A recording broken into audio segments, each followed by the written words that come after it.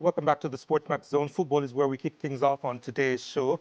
Head coach Steve McLaren has named the 24-man Reggae Boyz squad for their next two World Cup qualifying games, away to the British Virgin Islands on Saturday and at home against Guatemala next Tuesday. The squad has 15 players from the Unity Cup contingent, including 5 from the reign of the Jamaica Premier League: goalkeeper Shaquan Davis, defenders Richard King and Kyle Ming, Dwayne Atkinson, who has been named as part of a 5-man midfield, and forward Warner Brown, Rumar Burrell, who scored on debut in the Unity Cup against Trinidad and Tobago, and Ronaldo Cephas, who was involved in 4 of Jamaica's 5 goals at the tournament. They've retained their places, while Andre Blake, Damian Lowe, Demarai Gray, and Leon Bailey are among the big names returning to the unit.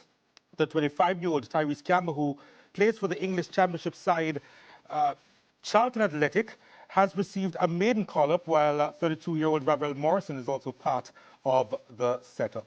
The Reggae Boyz, with 2 wins from as many matches, are currently second in Group E of CONCACAF World Cup qualifying, trailing Guatemala on goal difference. The top 2 teams, by the way, from each of the 6 second-round groups will advance to the next stage.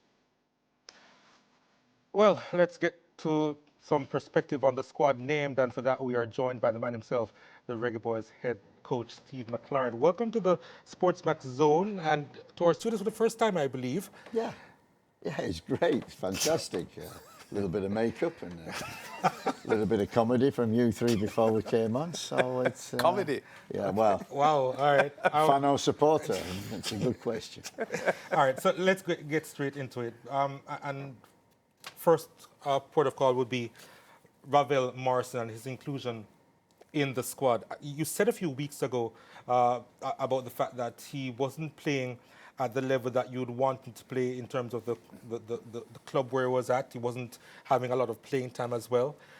He's been included in this squad for these World Cup qualifiers. And my question to you is, what body of work have you seen for you to have now been convinced that he needs to be a part of this setup? Yeah, it was a tough week before the Unity Cup. Trying to pick a squad, so many people falling out. And, I understood the question about Ravel, and I know Ravel very well. And we had a conversation, and it was a great opportunity to say, look, you have an opportunity. Do you want to come to the Unity Cup? Do you want to train?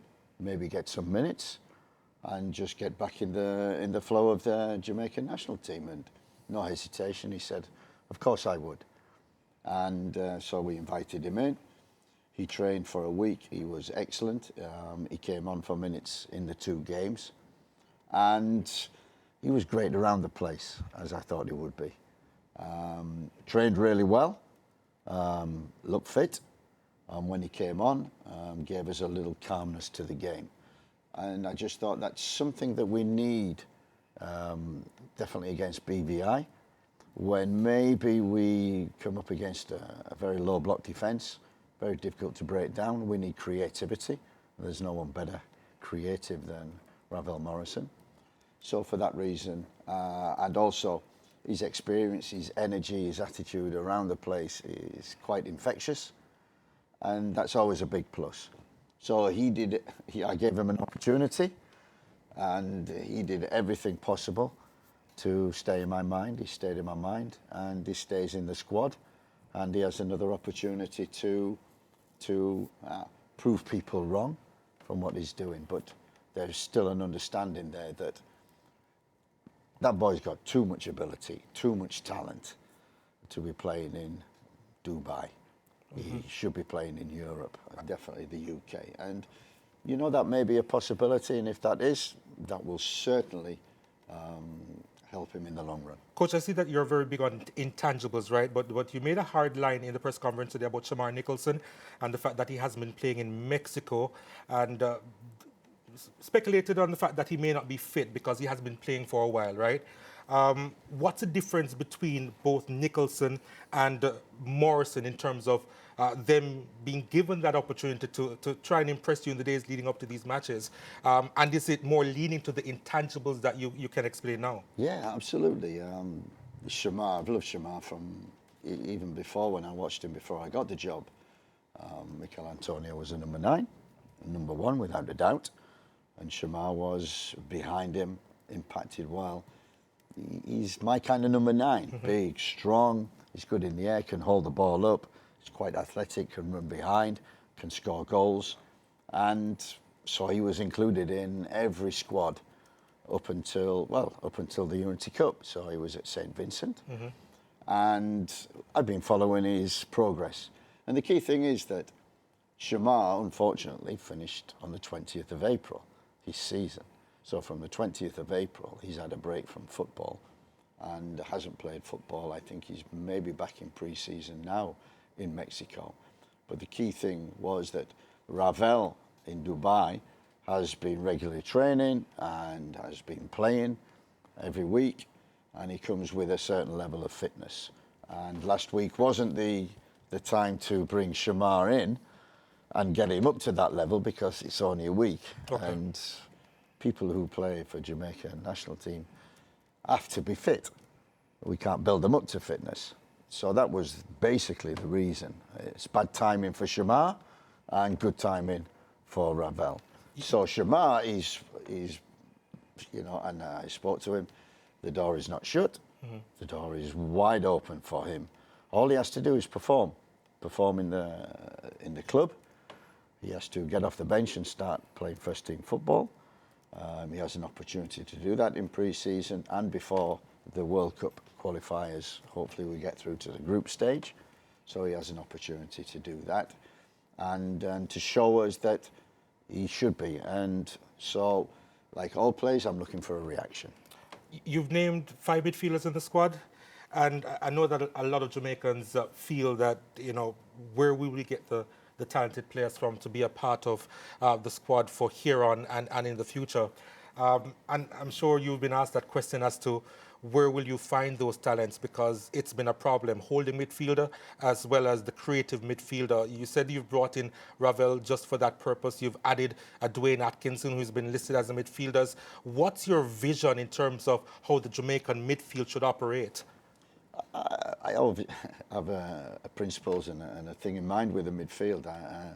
We call it a controller, a 6, an 8, a runner, and a 10 who's creative. That's the balance that we need. And what we saw in the Unity Cup, and we saw a little bit in St Vincent, was we had that. We had the controller in Isaac in St Vincent. We had the runner with Bobby Reid as the 8, and we had Damari Gray as the 10 creative. I think we had that in the Unity Cup with, again, Isaac. This time the runner was John Russell, who was brilliant. And the creator was Casey Palmer. So we got the balance. And I look at our midfield, and you're absolutely right. From the very beginning, that's been a big problem area because we like to play football. We like to play and progress. And to progress, you have to go through the midfield. So you have to have players who can play with the ball, deal with the ball. And so that's always been a bit of a problem.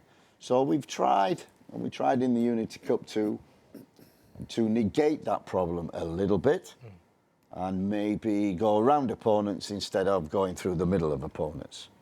So we did that with width, which you saw with Cephas and Kaheem Dixon, who were very quick, and also fullbacks, especially Dexter on one side. But the key was the speed that we had in the front line. 7, 9, 11 were very quick. And I think we set out to set traps for the opponents. We kind of did that, hit on transition and scored goals. Have players that you wanted to be in the lineup, have some of them had visa issues and you haven't been able to select them, whether for the immediate future or long term, looking ahead to the World Cup next year in the USA? Yeah, that's, we had a lot of difficulty picking the Unity Cup. We wanted players from Europe, some from the UK, some young players we wanted to look at. We couldn't get change of nationalities for them. Visas was also an issue. We didn't have Warner Brown, who we wanted to expose to the UK. We didn't have him after an excellent St Vincent game. So we had a lot of problems. Dwayne Atkinson, who unfortunately after the final, JPL final, he had to go into hospital. Yeah. And there is a player who, I've watched from many months now. I really liked him. Always wanted to pick him, but always seems to be injured. And there he was, injured again. So he came, he joined us. He looked good in training for even just a couple of days. Had some minutes. So I'm very interested to see how he progresses and how he integrates into the squad. Mikel Antonio, I think many individuals were surprised to see him named as part of the 60-man squad, provisional squad for the Gold Cup. Saw him when the team was in England. What's the latest on him, and how well is he progressing, and how soon are you looking to reintegrate him into this setup? That depends entirely on Mikel, and I'm guided by conversations I have with him on a weekly basis. A miracle that one is actually alive after seeing that car crash. That's the most important thing. Another miracle that he's actually walking. Another miracle I've seen him playing. He trained with us one day last week, which was fantastic. It was unbelievable. It was, yeah. And we always have a prayer before training, and that prayer was for Mikel and a miracle. And we saw that miracle in training. He's still a long way to go, he knows that. And I'm guided by him and how he feels. But he looks me in the eye and he holds me against the wall and said, you better put me in the 60-man squad because I will be fit for the Gold Cup. So that's the target. Whether he gets there or not, we'll certainly know as the weeks progress. Yeah. And what were your impressions of the training session that he had with the team? And I know you said just now that he still has a lot of work to do, but can you give us an idea of how he looked and just how much more work he has to do? He looked good. As I say, I didn't expect him to be walking like that, but he looked really good, in good spirits. And I never know. I would, if he was bad, if he was not right, I would notice. But I got to say, after the training session, I didn't turn around and say, Mikel didn't look right, did he? So that was good news for him. But as I say, and he admits even after the session, he's still a way to go. But to see him on grass, kicking a ball, training with the Reggae Boyz was great. Yeah. A few minutes ago, Steve, you referenced how you want your midfield to play, and you want your midfielders to be involved in progressing the ball because that's how football is played. I remember some years ago, Winfred Schaefer, who had coached the national team probably 6 or 7 years ago, while they were playing in the Copa, I asked him at a press conference about that because the Jamaicans weren't playing like that. They were bypassing the midfield and pushing the ball up front to some of the top strikers. He had suggested at the time that based on the players he had in his team, they weren't able to compete properly with the likes of Mexico and Venezuela and the teams that were involved in the Copa America. So it was a strategic move to try to play the ball long. What's your view on that? And do you think you have the tools or will get the tools in time for the World Cup so that your team can progress the ball in the way that people like to see football played? Look, I think the key thing is, and I had a conversation with Schaefer, he was at the Unity Cup, and I met him in the hotel. Yes. Fantastic little conversation we had, and great to meet the next coach of the Jamaican national team, because you learn a lot. Like we did with Rene Samoas when he came, spoke to the team, and I had about 2-3 hours talking about how he adapted. He was a Brazilian who come over and play samba football and Brazilian football. Different language. And he looked and he went, we've got a few years to go before we start doing that, so I have to adapt. And as a coach, you have to win. So it's a case of how do we win? So you're absolutely spot on. It's a great question. I came into this job with a certain vision, wanting to play in a certain way. And I've done it in many, many jobs. And all of a sudden you get in and you realise that I don't think that will be effective. I don't think that will work. You try, fail, but that's what football's all about and life is all about. And so you have to adapt. And I think what we did the first 3 camps, 6 games, was we evaluated our strengths and our weaknesses and what we were trying to do. And against St. Vincent, we had a little bit of progress. We could see more progress that maybe the quality that we needed to play through that midfield, but also, you know, at times also the quality of the surface as well makes it very, very difficult to do that. That maybe we also were pressing too high, so therefore opponents were playing long and all of a sudden the game got stretched. That we thought we need to adapt to what we have. And that was the start, I think, of the process in our minds for the Unity Cup was how can we adapt with the squad, especially the squad that we had, because it was not the star, not the usual kind of play. So we had to adapt, and we will have to adapt.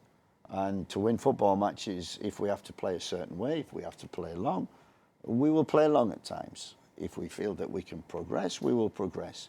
So we're just getting the balance. It's not being too dogmatic that this is what we are doing, and I am sticking to this. You know it as Manchester United 2 fans and as a Manchester United supporter. You know you can be dogmatic at times.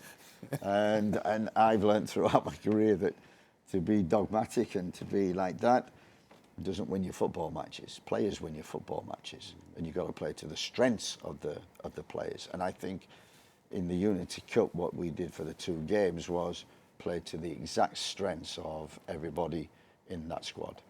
Can you talk to me briefly about your style of coaching and how much you instruct players as opposed to allowing players to express themselves? I ask you that specifically because I think Cephas is a potential match winner for Jamaica at any level of football based on his pace, his extreme pace. But there are times, and I know that I don't like to call forwards selfish because the world's best forwards are selfish. They want to score goals and they will have passing options, but they want to score.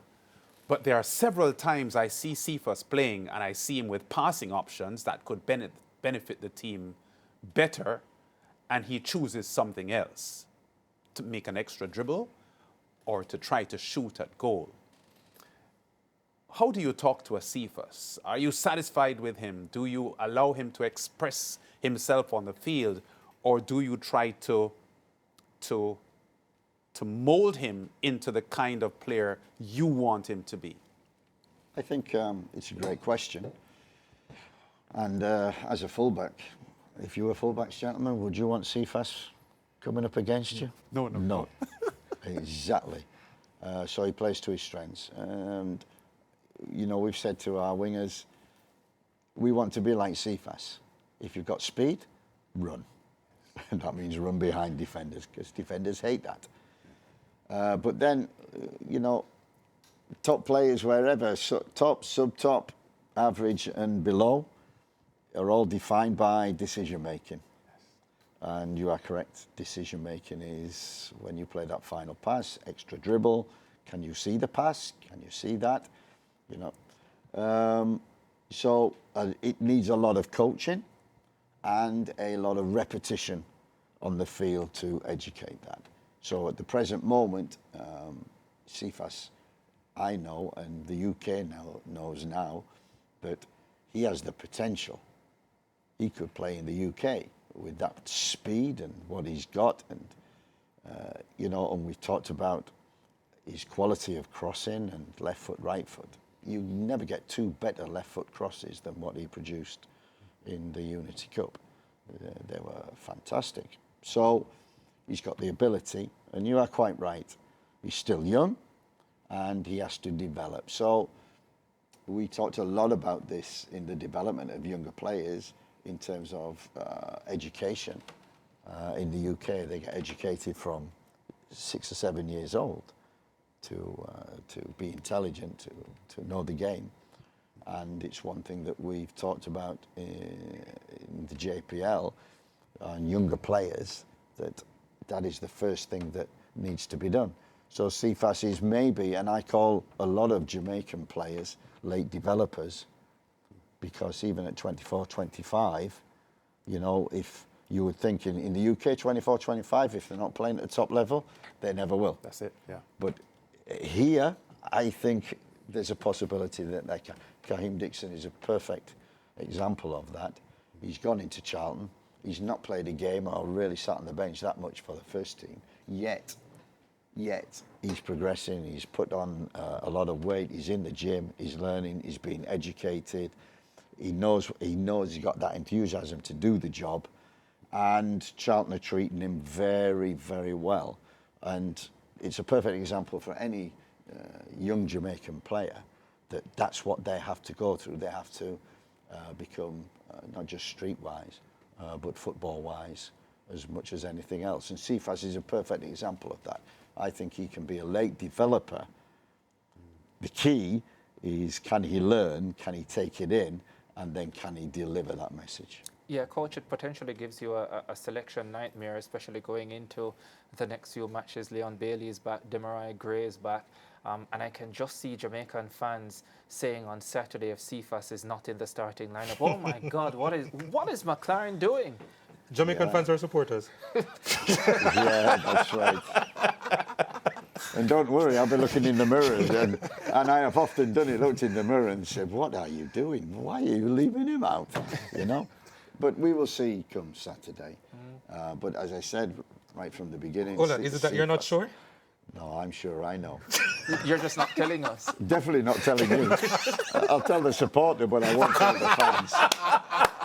Well played. A good one. A number of individuals I know we're looking forward to see if Mason Greenwood would be part of any of these camps. I know in the past you have said that, listen, he wants to play for Jamaica. You continue to have conversations with him. Where are we now? Exactly, probably where we were when I first started the job. And I think the process has been long, arduous. But we're coming to the end of that, where I think they will be in a position in which they have to make a decision of when exactly, because everything is in place. So when exactly does Mason want to play for Jamaica? Yeah. So I think we're coming to that stage, and that will be very, very soon, because we have very, very big games coming up. And when you say everything in place, does that mean that he has gotten his Jamaican passport, or he's close to getting it? Very, very close, and I can't see any problem in him acquiring one. But the process is the process, and also, you know, Mason, you know, because of what has happened in the past, is being very protected by his family and the people who will work with him around him. Is there a lack of enthusiasm? No, definitely not. I spoke with Mason, and all Mason wants to do is play football. You see that when he's out on the grass. He just wants to play football. With Harry Kane in the twilight of his career, is there any possibility that Greenwood could still be harbouring some outside hope of England being interested in him? And could that be a part of the hold-up? That's never been expressed to me by himself or by the people who are around him. So no, I don't think that's an issue. You know, it's a very complex situation.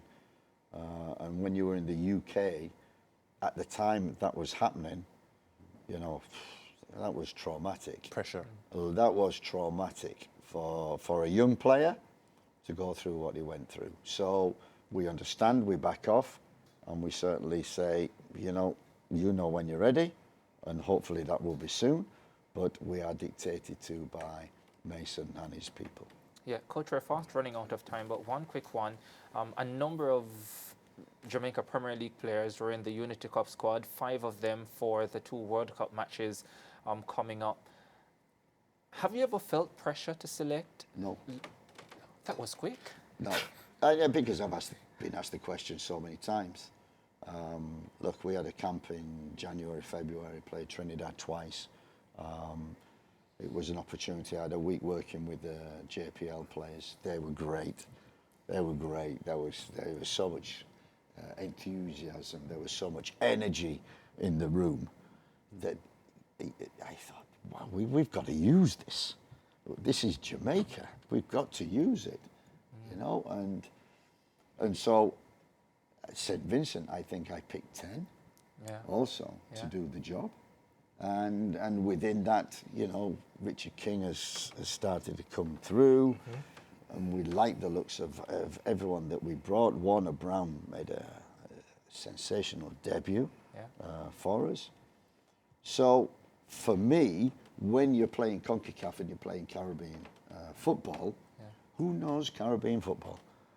Nobody knows it better than the JPL players because they play in it and they play opponents in it. And the top teams, Mount Pleasant, Cavaliers, Mobay and Arnott Gardens to name but four, are playing against rivals. And when I see Caribbean football, it's so different than European football. So different that you know, and that's what we're learning. Yeah. Whoa, we might need to take a different approach to this and fight fire with fire, which is why we included the JPL. And they're there on merit, not on, well, satisfying the Requirements league or the and- requirements.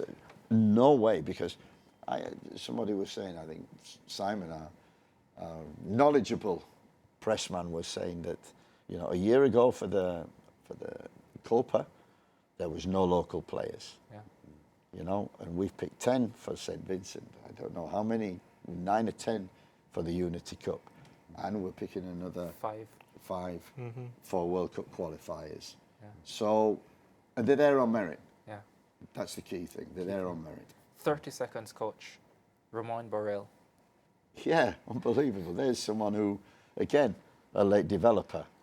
And what a debut. What a, you see, we've been watching for him, and he was just given an opportunity because of the squad people falling out. Come on. And what do you want? Number 9, he runs about, he runs in behind. He's somebody you don't want to play against as a centre-back. And he's always in the box. That's exactly what he did for the 2 games. Deserved his goal. And you know, when you see him with his family after, you know, it was great. And if you see the Unity Cup and you see the UK and London and the stadium and the support that we got, that was the key. That was my standout from, and I knew it would be 8 months ago when I wanted a game in the UK. I wanted to see the Jamaican supporters in the UK support their national team, and it was such a picture. Coach, it's been a pleasure speaking with you. Thank you so much for stopping by. We know you're a busy man. We know you have a lot of work to do. We want to wish you all the best for the 2 upcoming games and for the Gold Cup and the remainder of the World Cup qualifying campaign, and all of Jamaica and all of the diaspora depending on Steve McLaren. Thank you very much. To get us back to the World Cup. Absolutely No pressure. None at all. Absolutely none. No, as fans, no pressure. No pressure. Let's go to a break on the Thanks, Coach. SportsMax Zone.